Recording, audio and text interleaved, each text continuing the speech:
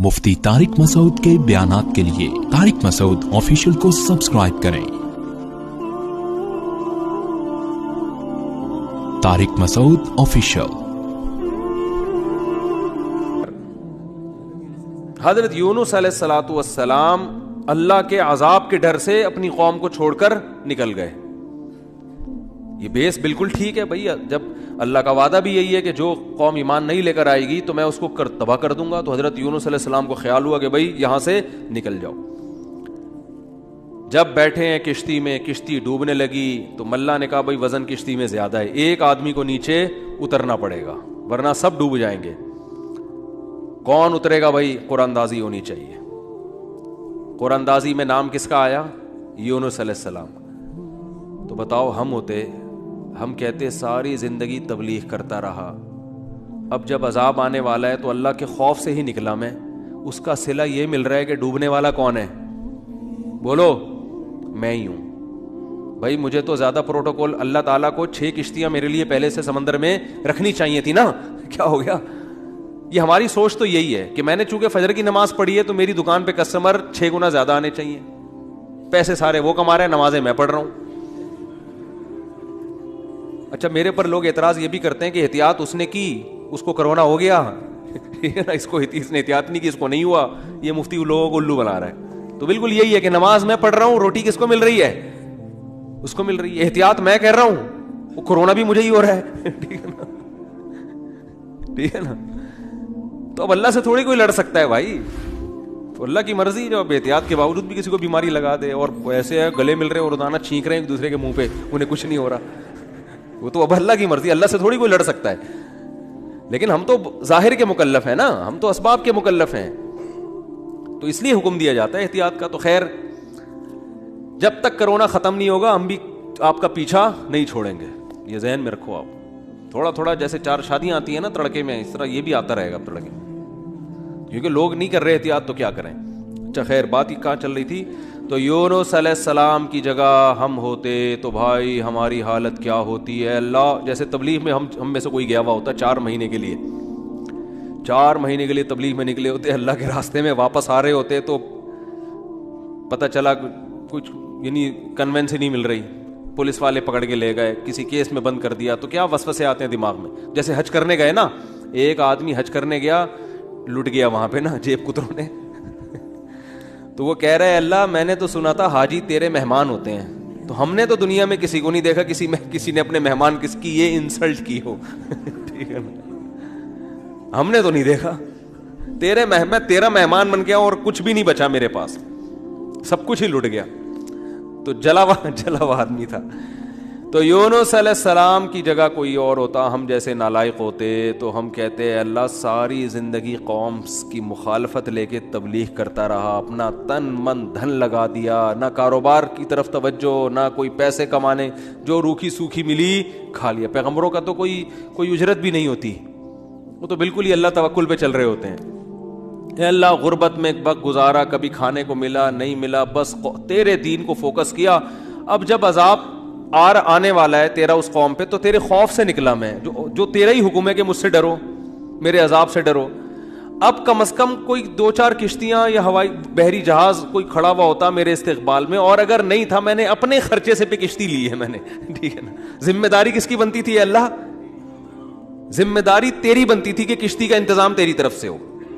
بھائی گورنمنٹ اگر کسی فوجی کو کسی مہم پہ بھیجتی ہے، اب جو امریکہ کے فوجی افغانستان آئے ہوئے ہیں ان کو باعزت واپس نکالنا کس کی ذمہ داری ہے؟ بولو نا، امریکہ کی ذمہ داری ہے نا۔ تو تبھی تو فوجی کہہ رہے ہیں بھائی تم نے ہمیں عزت کے ساتھ جب بھیجا ہے تو عزت کے ساتھ پٹھانوں سے بچا کے نکالنا کس کی ذمہ داری ہے؟ یہ امریکہ کی ذمہ داری ہے نا۔ تو اب تبھی امریکہ قطر میں کوشش میں لگا ہوا ہے کہ بھائی یہ کسی طرح اپنی عزت بچا کے واپس آ جائیں گے، اور بالکل صحیح کر رہے ہیں امریکہ اپنے لحاظ سے، اس کا فرض بنتا ہے جب آپ نے فوجیوں کو بھیجا تو واپس بھی تو لے کر آؤ نا ان کو۔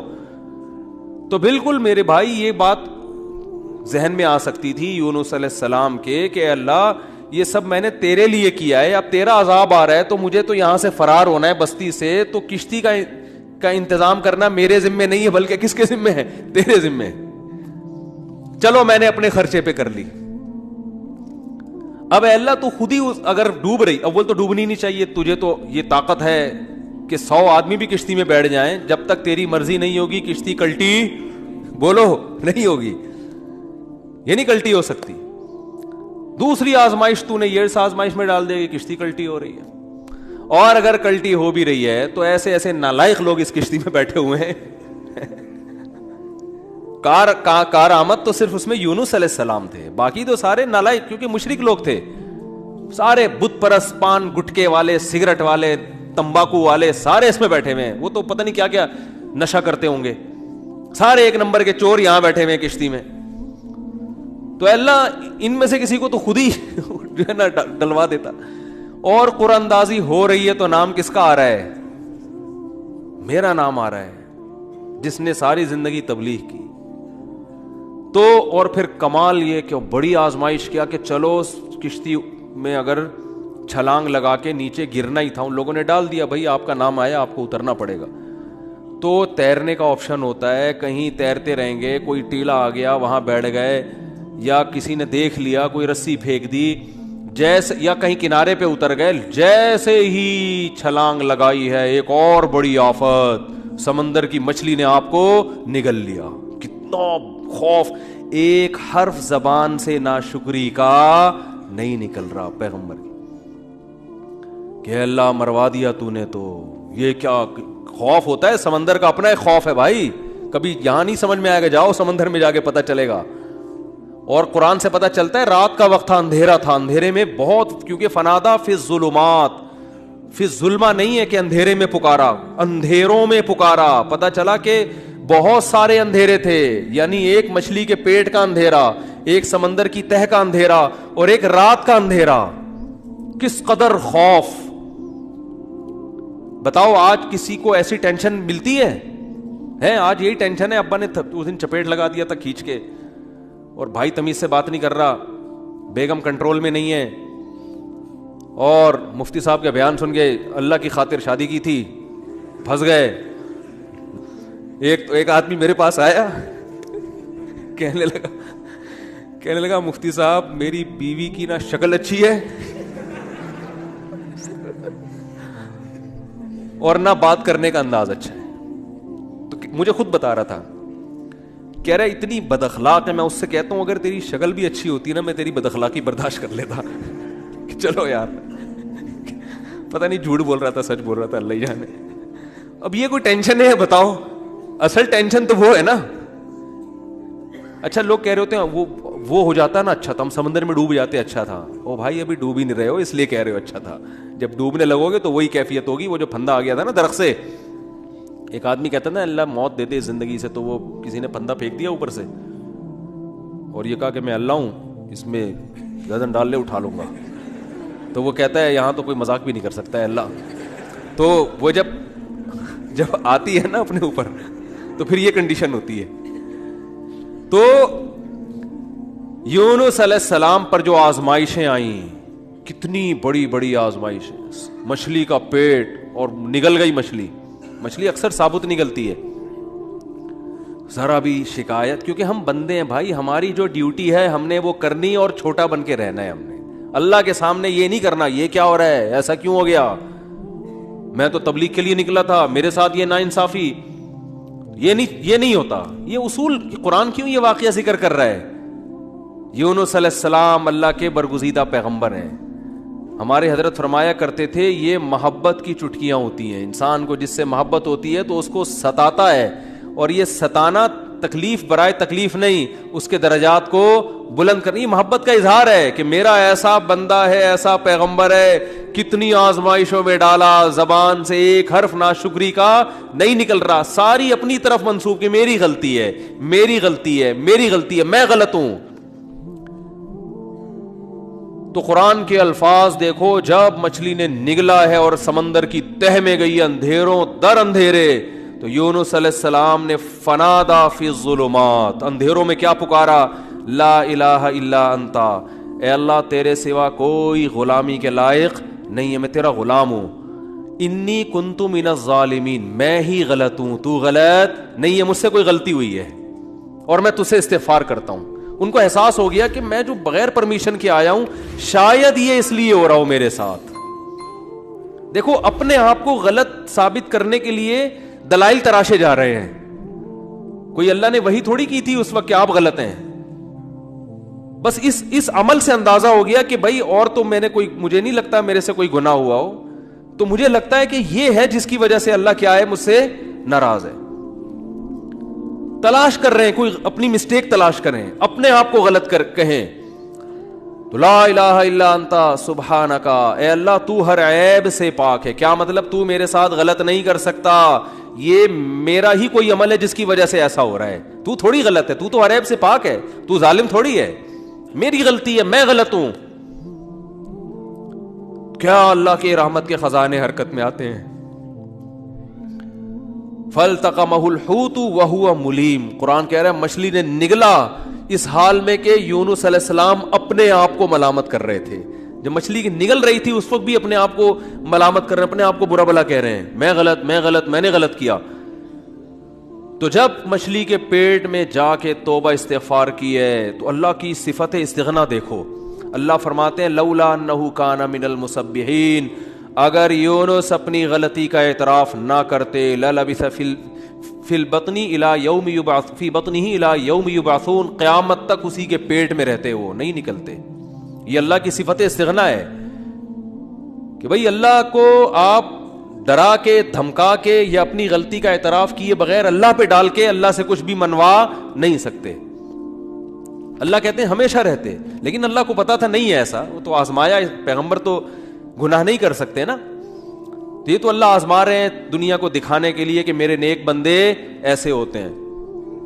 تو اللہ فرماتے ہیں کہ فَأَنبَذْنَاهُ بِالْعَرَاءِ, ہم نے ایک میدان میں ان کو, جب انہوں نے توبہ استغفار کی ہے تو اللہ نے مچھلی کو حکم دیا ان کو نگل دے باہر, اور وہ مچھلی نے آپ کو ساحل سمندر پہ ڈالا ہے. اب اللہ کی رحمت کے خزانے, سمندر کے ساحل پر کچھ بھی نہیں تھا. اللہ فرماتے ہیں وہاں اپنی قدرت سے ہم نے درخت پیدا کر دیا جو ان کو کیا دے گا, چھاؤں. اب معجزے ہو رہے ہیں کہ نہیں ہو رہے بھئی؟ اللہ آزمایا, اللہ نے کہا آزمائش میں پورا اترا یہ بندہ, میرے یہ نیک بندے آزمائش میں پورے اترے ہیں. اور اللہ نے اپنی قدرت سے درخت پیدا کر دیا اور حکم دیا جاؤ اپنی قوم کے پاس واپس جاؤ. قوم سے عذاب ٹل گیا. ہوا یہ تھا کہ جب یونس علیہ السلام کو یقین ہو گیا عذاب آ رہا ہے, تو یونس علیہ السلام جیسے ہی نکلے, وہ قوم تھی ہوشیار, اس کو اندازہ ہو گیا کہ بھائی یہ جب تک ہم میں تھے تو عذاب کا چانس نہیں تھا, یہ گئے ہیں تو اب واقعی آئے گا. تو عذاب دیکھے بغیر انہوں نے توبہ تائب شروع کر دی, تو اللہ نے وہ عذاب آنے والا ان سے کیا کر دیا, ٹال دیا. یہ ہے اللہ کی رحمت. اللہ کے غضب پہ کیا رہتی ہے, بولتے کیوں نہیں بھائی, غالب. تو یہ واقعہ بھی ثابت ہو گیا, رحمت ہمیشہ گراف اللہ کا اوپر ہے. ہاں عذاب دیکھ لیتے اور مذاق اڑاتے, جیسے قوم عاد نے مذاق اڑایا. فلما رأوه عارضا مستقبل اودیتهم, جب انہوں نے بادلوں کو اپنی طرف آتے ہوئے دیکھا, پیغمبر بتا رہے ہیں کہ یہ عذاب ہے, تو کہہ رہے ہیں ھذا عارض ممطرنا, کوئی عذاب نہیں ہے بھائی, بادل تو آتے ہیں برستے بھی ہیں, کوئی نارمل. وہ تو آخری دم تک ڈٹے ہوئے تھے. اب کیونکہ اللہ کی صفت غضب بھی ہے, رحمت غالب تو رہتی ہے, لیکن ایسا نہیں ہے کہ غضب ختم ہی ہو گیا ہے. پھر اللہ نے عذاب بھیجا اس قوم پہ. 7 دن 8 راتیں تیز ہوائیں چلی ہیں, 8 دن 7 راتیں, اور ایسا اٹھا کے اس قوم کو پٹخائے کہ اللہ فرماتے ہیں کہ انہم اعجاز نخل خاویہ. 1 ہفتے کے بعد ایسا لگ رہا تھا کھجور کے تنے ہیں جو اوندھے پڑے ہوئے ہیں, بڑے بڑے قداور لوگ تھے وہ. اللہ نے تو اس لیے میرے بھائی جب کوئی غم آئے, پریشانی آئے, تو واویلا نہ مچایا کرو, رونے دھونے کی اجازت ہے. یہ بے صبری نہیں ہے, جب انسان کو غم ہوتا ہے روتا بھی ہے, ہائے ہوئے بھی کرتا ہے, لیکن اللہ کو برا بلا کہنا شروع کر دینا, میرے ساتھ اللہ یہ کر رہا ہے, میرے ساتھ اللہ میں ہی میرا ہوں اللہ. آپ کا کام ہے غلامی, مانگتے رہنا ہے, مانگتے رہنا ہے, مانگتے رہنا ہے. اکثر ایک واقعہ علماء بتاتے ہیں, کتابوں میں لکھا ہوا ہے کہ ایک بزرگ حج کرنے جاتے تھے, حج کرنے کے بعد ندا آتی تھی قبول نہیں ہوا. کیا ندا آتی تھی؟ قبول نہیں ہوا. تو دوبارہ چلے جاتے اگلے سال, جب حج کرتے پھر ندا آتی قبول نہیں ہوا, وہ پھر چلے جاتے. تو کسی نے کہا کہ آپ خود ہی بتاتے ہو کہ جب میں حج سے فارغ ہوتا ہوں آسمان سے ایک ندا آتی ہے کہ قبول نہیں ہوا, تو پھر کیوں جاتے ہو بار بار. تو انہوں نے کہا بھائی میرا کام ہے حج کرنا, اپنی کوتاہیوں کی اصلاح کرنا, قبول کرنا کس کا کام ہے؟ اللہ کا. اب اللہ سے تو لڑ تھوڑی سکتا ہوں, اور یہ بھی نہیں ہے کہ اب فنٹر نہیں بنو کہ اب تو ہم نہیں جائے گا بھائی, اب تھوڑی 2 دفعہ چلے گا, 3 دفعہ چلے گا, ہر دفعہ یہ آواز آ رہی ہے, اب تھوڑی ہمارے پاس اور بھی دنیا میں غم ہے بھائی, یہ حج ہی کرتے رہیں گے کیا؟ یہ ہوتا اصل میں لوگوں کا یہ رویہ ہو گیا ہے. دعا میں بہت ہو رہی ہے یار, ہم نے دعا مفتی صاحب 6 دفعہ دعا مانگ لی پھر بھی فائدہ نہیں ہو رہا. اب یہی تھوڑی کہ دعا مانگتے بول نہیں رہے ہوتے, مفتی صاحب سے ڈر رہے ہوتے ہیں تو بھائی اتنا اللہ سے ڈر لو. وہ بعض تو بول بھی دیتے ہیں. تو بھائی 6 دفعہ 10 دفعہ 100 دفعہ دعا مانگنے میں کیا جا رہا ہے یار؟ اللہ کے سامنے ہاتھ اٹھا کے مانگنے سے زیادہ بھی کوئی مزیدار عمل ہو سکتا ہے؟ نہیں قبول ہو رہی, اہل اللہ کہتے ہیں نہیں قبول ہو رہی نا, اس میں مانگنے میں اور زیادہ مزہ ہے. ٹھیک ہے نا, اس میں مانگنے میں یہ اللہ ایمان کا امتحان لے رہا ہے. تو ہم غیب پر ایمان کے دعوے دار ہیں, اللہ تو نہ قبول کر, ہم تو مانگتے رہیں گے, ہمیں مزہ اسی میں آتا ہے. حضرت عمر رضی اللہ تعالی عنہ کا قول ہے کہ مجھے اس سے غرض نہیں ہے کہ میری دعا قبول ہو رہی ہے کہ نہیں ہو رہی, یہ تو میرا کام ہی نہیں ہے کہ یہ اللہ کی ذمہ داری ہے, یہ ہماری ٹینشن, یہ تو میں حضرت عمر کے الفاظ اپنی زبان میں بتا رہا ہوں, یہ ہماری ٹینشن ہے ہی نہیں, یہ تو اللہ کا کام ہے نا, قبول کرنا تو اس کا کام ہے. فرمایا مجھے اس کی فکر ہوتی ہے کہ دعا مانگنے کی توفیق مل رہی ہے کہ نہیں مل رہی. ایسا نہ ہو مایوسی اتنی پیدا ہو جائے کہ دعا مانگنے ہی کی توفیق چھن جائے. یہ ڈینجرس ہے, یہ خطرناک ہے کہ اللہ نے آپ کو اپنے در سے محروم کر دیا, ہاتھ اٹھانے کی توفیق سلب کر لی. اور آج لوگوں میں یہ نظر آتا ہے دعا مانگنے کی توفیق نہیں مل رہی کیونکہ ان کی پوری نظر اسباب پہ ہوتی ہے, اللہ پہ نظر ختم. یہ بہت خطرناک ہے. دیکھو اسباب پہ نظر رکھو گے, ہو سکتا ہے اسباب اختیار کر کے کام تو ہو جائے, لیکن اللہ کی جب عدالت میں کیس لے کے جاؤ گے, فائل داخل کرو گے, وہاں سے جو کام جب منظور ہوگا نا, اس کام کی نوعیت میں اور آپ کے کام کی نوعیت میں زمین اور آسمان کا فرق ہوگا. جب اللہ کے سامنے کیس لے گئے, کام خراب بھی ہوگا تو بنے گا, اور جب اسباب پہ نظر رکھو گے بنے گا بھی تو ہو سکتا ہے اس میں خیر نہ ہو, یہ کوئی الٹا کام ہو رہا ہو. جس کام سے آپ نے اللہ کو نکال دیا اب اس میں خیر کی توقع نہ رکھیں. آپ بیمار ہوئے, صرف دواؤں پر اکتفا کیا ہوا ہے آپ نے, اللہ سے دعائیں نہیں مانگتے اور ضرورت بھی محسوس نہیں کرتے کہ چھوڑو یار, جب میں آگمنٹن کھا رہا ہوں, جب میں یہ سیرپ پی رہا ہوں, تو گورے بھی تو ٹھیک ہوتے ہیں نا بغیر دعا کے.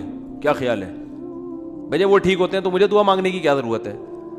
تو عین ممکن ہے آپ ٹھیک ہو جاؤ, دوا اثر کرتی ہے, اللہ نے دنیا کو اسباب سے جوڑ دیا, لیکن یہ ٹھیک ہونا بھی آپ کے لیے نقصان کا ذریعہ بن سکتا ہے. اور آپ دعا مانگو دوا کے ساتھ, ہو سکتا ہے آپ ٹھیک نہ ہو, لیکن پھر ٹھیک نہ ہو کے بھی اس میں اللہ کیا ڈال دے گا؟ بولو نا, خیر ڈالے گا. اللہ اس میں خیر ڈالے گا. جیسے یونس علیہ السلام کو مچھلی کے پیٹ میں اللہ نے داخل کیا ہے ان کے درجے کو اور بلند کرنے کے لیے. اگر یونس علیہ السلام کے ساتھ یہ مچھلی والا واقعہ نہ ہوتا تو شاید یونس علیہ السلام کا ذکر قرآن مجید میں نہ ہوتا, کیونکہ پیغمبر تو لاکھوں آئے ہیں نا, سب کا تذکرہ تھوڑی ہے. اور نبی صلی اللہ علیہ وسلم نے حضرت یونس کی فضیلت الگ سے بیان کی ہے. فرمایا لا تفضلونی علی یونس, مجھے یونس پر فضیلت مت دو. حالانکہ دیکھو یہ تو اجماعی عقیدہ ہے کہ ہمارے نبی تمام پیغمبروں سے افضل ہیں, لیکن کیا مطلب نام لے کے میرے مقابلے میں یونس کو نہ لے کر آؤ کہ میں ان سے زیادہ افضل ہوں. کیوں؟ کیونکہ اس میں اس بات کا امکان تھا کہ شاید اس واقعے کی وجہ سے لوگ یونس علیہ السلام کی توہین نہ کر رہے ہوں کہ وہ اللہ کی پرمیشن کے بغیر چلے گئے تھے. تو کہیں اس واقعے کو بنیاد بنا کے لوگ ایسا نہ ہو کہ کہیں کہ ہمارے نبی تو افضل ہے, یونس علیہ السلام افضل نہیں ہے, کیونکہ ہمارے نبی تو بغیر پرمیشن کے کوئی کام نہیں کیا, اور یونس علیہ السلام تو اللہ کی پرمیشن کے بغیر چلے گئے تھے. اس لیے نبی نے اس کانسیپٹ کو درست کرنے کے لیے, کلیئر کرنے کے لیے کہ کہیں تمہارے ذہن میں یہ چیز نہ ہو, اس لیے کیا مطلب حدیث کا کہ یونس علیہ السلام کا نام لے کے دونوں کو مجھے ان کے مقابلے میں لا کے کھڑا مت کرو, اور یہ مت کہو کہ محمد صلی اللہ علیہ وسلم حضرت یونس سے افضل ہیں. حالانکہ افضل ہیں, لیکن جہاں بھی حضرت یونس کی توہین کا ذرہ برابر بھی شائبہ نکلتا تھا آپ صلی اللہ علیہ وسلم نے اس سے منع کر دیا, اس لیے کہ آپ صلی اللہ علیہ وسلم جانتے تھے کہ یہ جو کچھ یونس علیہ السلام کے ساتھ ہوا یہ اصل میں آپ کو بلند مرتبہ دینے کے لیے ہوا تھا, اور یہ بتانے کے لیے ہوا تھا کہ اللہ کی صفت استغنا کیا ہے, اور یہ بتانے کے لیے